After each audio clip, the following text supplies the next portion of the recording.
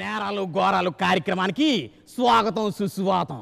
మీ చుట్టుపక్కల జరిగే అన్యాయాలు అక్రమాలు ప్రజలందరికి కూడా తెలియజేసి మార్చి 23, 2006వ సంవత్సరం కోకట్పల్లి హౌసింగ్ బోర్డ్ ప్రాంతం హైదరాబాద్. ఆ ప్రాంతంలో రాజు, రవి, రాంబాబు అనే ముగ్గురు కూడా నివసిస్తూ ఉండేవారు.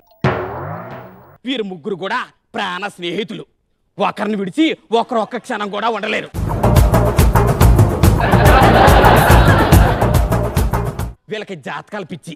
జాతకాలంటే చెవులు కోసేసుకుంటారు. వీళ్ళకి ఒక రోజు కాలనీలోకి ఒక స్వామీజీ వచ్చాడని తెలుసుకున్నారు. ఒరే, ఎలాగైనా మన ముగ్గురం కూడా కలిసి ఆ స్వామీజీ దగ్గరికి వెళ్దాం, మన కష్టాలు బాధలు చెప్పుకుందాం, మనకు ఆ దారి చూపిస్తాడని ముగ్గురు అనుకున్నారు. ఆ రోజు కాలనీలో స్వామీజీ దగ్గరికి వెళ్ళారు. స్వామీజీ దగ్గరికి వెళ్ళి, స్వామీజీ మా ముగ్గురితో ఒక్కసారి చూస్తారా అని అడిగారు. స్వామీజీ, తప్పైతే క్షమించండి, మా జాతకాలు చూడండి, మా జీవితాలు అస్సలు బాగోలేదు, మాకు దారి చూపించండి అని కాళ్ళ వేళ్ళ పట్టుకొని బతిమిలాడారు. శాంతించిన స్వామీజీ, పర్లేదు, ఏమి అనుకోనిలే, ఏది మీ ముగ్గురిది ఒక్కసారి పైకి ఎత్తండి అన్నాడు. ఏమి ఎత్తాలని అమాయకంగా చూశారు. ఒరే దౌర్భాగ్యులారా, ఇంత అమాయకంగా ఉంటే ఎలా బతుకుతారా? మీ చేతులు పైకి ఎత్తండి, మీ రేఖలు చూసి మీ జాతకాలు చెప్తాను నేనని అన్నాడు. అనేసరికి ముగ్గురు కూడా చేతులు పైకెత్తారు. స్వామీజీ ముగ్గురు రేఖలు కూడా చూస్తున్నారు. బాగా చూసి చెయ్యి నొప్పి పెట్టినట్టుంది, చూడడం అయిపోయింది. వెంటనే స్వామీజీ ఈ విధంగా అన్నారు. ఒరే, మీరు ముగ్గురు కూడా కలిసికట్టుగా ప్రయత్నం చేయండి. మీ రేఖల్లో ధనరేఖ జర్రిగుడ్ల బలిసిపోయి ఉంది. ముగ్గురు కలిసికట్టుగా ప్రయత్నం చేస్తే అపర కుబేర్లు అవుతారు, మీకు ఎదురే ఉండదు, తిరిగే ఉండదు అని చెప్పేసి అనగానే ముగ్గురు ఆనందంతో తబ్బి ఉబ్బి అయిపోయారు. మూతులు కొరుక్కున్నారు, ముద్దులు పెట్టుకున్నారు. స్వామీజీ, దీనికి మీరు మాకు మార్గాన్ని చెప్పండి అని కాళ్ళ వేళ్ళ పట్టుకుని బతిమిలాడారు. దానికి స్వామీజీ, లేవండి, మిమ్మల్ని మన్నించాను, మీకు దారి చూపిస్తాను, మీరు కష్టపడి ప్రయత్నం చేయండి అని తన దగ్గర ఉన్న ఒక తాళపత్ర గ్రంథంలో ఒక గ్రంథాన్ని వాళ్ళకి ఇచ్చాడు. స్వామీజీ, దీన్ని ఎక్కడ పెట్టుకోవాలి అని అడిగారు. దానికి స్వామీజీ బాగా మడిచి జోబులో పెట్టుకోండి అన్నారు. దానికి వాళ్ళు, స్వామీజీ దీనిలో ఏముందో మాకు విపులంగా చెప్పండి, టెన్షన్ వస్తుందని చెప్పేసి అన్నారు. దానికి స్వామీజీ ఈ విధంగా ఒక కథ చెప్పారు. క్రీస్తు పూర్వం 512వ శతాబ్దంలో తడాకైన ఒక గ్రామం ఉండేది. ఆ గ్రామంలో ఒక అందమైన ద్వీపం ఉండేది. ఆ ద్వీపాన్ని అనిల్ గోస్వామి అనే చక్రవర్తి పరిపాలిస్తూ ఉండేవాడు. దాని పక్కనే పత్తర్పక్కిడి జాంజికిడి అనే ఒక చిన్న ద్వీపం ఉండేది. ఆ ద్వీపాన్ని అలెగ్జాండర్ ఫ్లెమింగ్ పరిపాలిస్తూ ఉండేవాడు. అదే శతాబ్దంలో అనిల్ గోస్వామి మీదకి దండయాత్రకు వచ్చాడు ఆ రాజు. దాంతో అనిల్ గోస్వామి తెలుగుగా తన దగ్గరున్న వజ్రాలు, వైడూర్యాలు, రతనాలు, కెంపులు, సూదులు, మేకులు, దారాలు, పిత్తబరికలన్నిటినీ కూడా బాక్సులో పెట్టి తాళం వేసి భూమిలో తవ్వి పాతి పెట్టి దాని తాలూకు వివరాలు తాళపత్ర గ్రంథంలో పొందుపరిచాడు. మీ ముగ్గురు రేఖలు కూడా బలంగా చెప్తున్నాయి, మీకు తప్పకుండా ఈ నిధి దొరుకుతుంది, మనసు పెట్టి వెతకండి అని వాళ్ళకి ఇచ్చేసి, నాకు అర్జెంటుగా సినిమాకి టైం అవుతుంది, లేదంటే బ్లాక్లో టికెట్లు కొనుక్కోవాలి, డబ్బులు బొక్క అని వెళ్ళిపోతానని స్వామీజీ వెళ్ళిపోయాడు. స్వామీజీ అలా వెళ్ళగానే వీళ్ళ ముగ్గురు కూడా ఎలా నిధిని సంపాదించాలి అని ఆ రోజు అస్సలు నిద్రే పట్టలేదు. ముగ్గురు కూడా పడుకోలేదు, నిద్ర పట్ల లెగుస్తూనే ఉన్నారు. ఎంత తొందరగా తెల్లారుతుందా, ఎంత తొందరగా ద్వీపానికి వెళ్దామా అని. వెంటనే తెల్లారింది. పలుగు పార తీసుకుని ద్వీపానికి బయలుదేరారు. పాపం వాళ్ళు నదులు, వంకలు, వాగులు దాటుకుంటూ వచ్చి ఒక పెద్ద ఆయన దగ్గరికి వెళ్ళారు. వెళ్ళి ఈ నిధి తాలూకా వివరాలు చెప్పండి అన్నారు. ఆ పెద్ద మనిషి చూసి, ఇది 100 సంవత్సరాల క్రితం ఒక ద్వీపం ఉండేది, 10 సముద్రాలు దాటిన తర్వాత ద్వీపం కనిపిస్తుంది, వెళ్ళి ఎతకండి అని చెప్పేసి చెప్పాడు. ముగ్గురు కూడా వెళ్ళిపోయారు. దీంట్లో తిండిపోతూ రాంబాబు తన దగ్గర ఉన్న స్నాక్స్ మొత్తం తీసాడు. ఒరే పోరా, బ్రేక్లో పెట్టుకుని నాకు వెళ్ళు. వెంటనే నడుచుకుంటూ తడాక గ్రామానికి చేరుకుగానే దీపం ఇదే, ఒరే ఆ పత్రం తీయండిరా, దీంట్లోని బొమ్మ ఒకలాగుందో లేదో చూడండి అన్నారు. వామో నిజమే, దీపం తడాక గ్రామం రే పొట్టిదే అని చెప్పేసి ఆనందంతో అవతలు లేవు వెంటనే తావడం ప్రారంభించారు.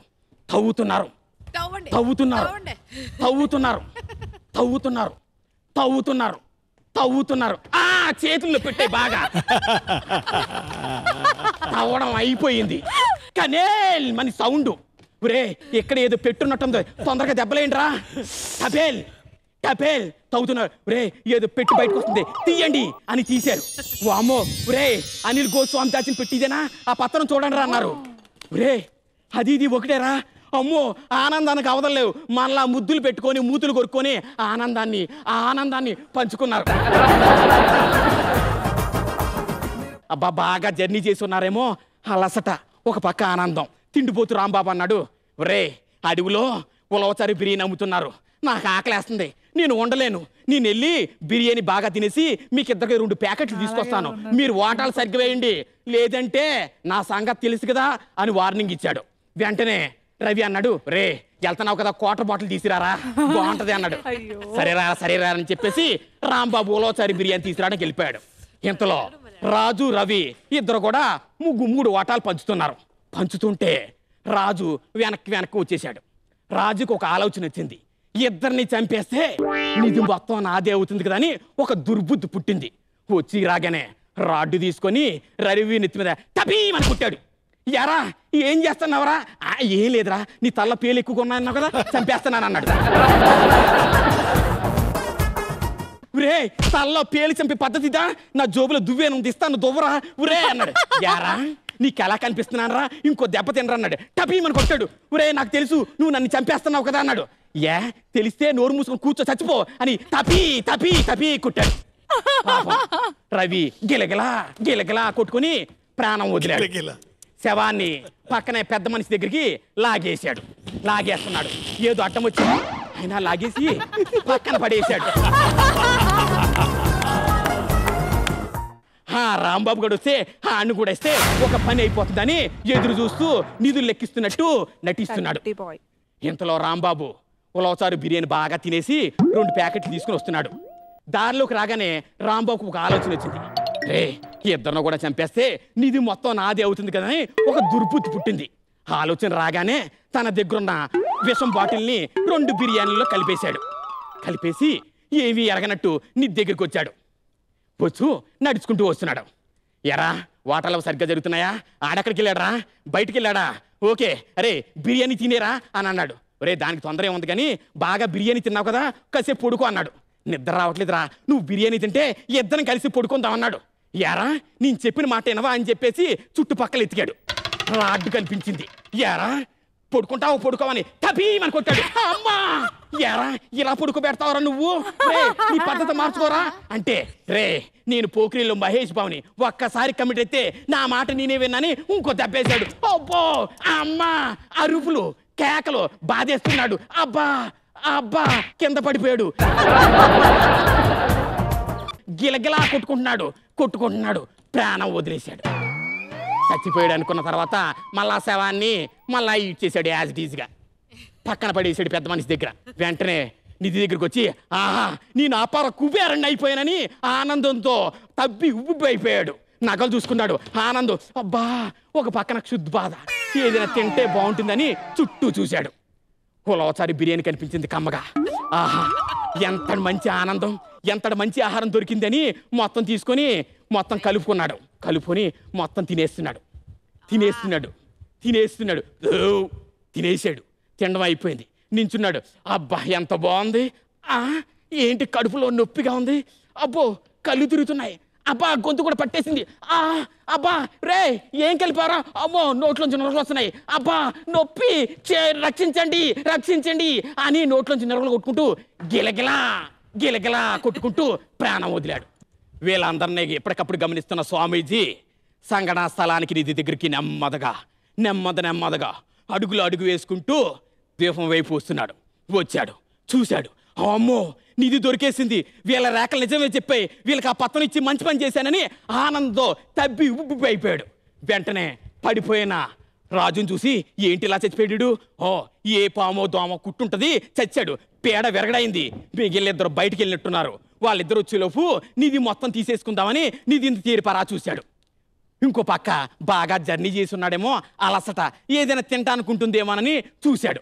పక్కనే ఉలవచారు బిర్యానీ, అటు పక్క నిధి, ఇటు పక్క బిర్యానీ, అటువైపు నిధి, బిర్యానీ, నిధి, బిర్యానీ, నిధి, బిర్యానీ, నిధి. ఇంతకీ స్వామీజీ బిర్యానీ తిన్నాడా లేదా వచ్చే వారం చూద్దాం.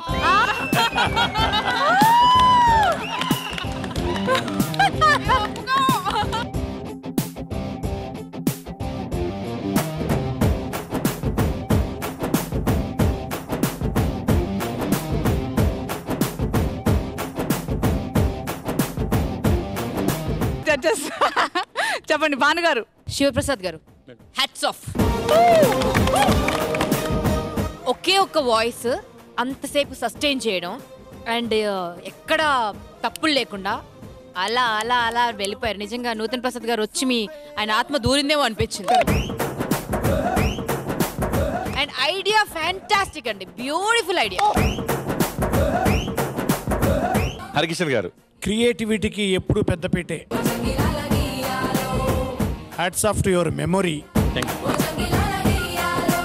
మెమొరీకి తగ్గట్టుగా నేరేషన్ తగ్గట్టుగా synchronisation, action. That is creativity. Thank you.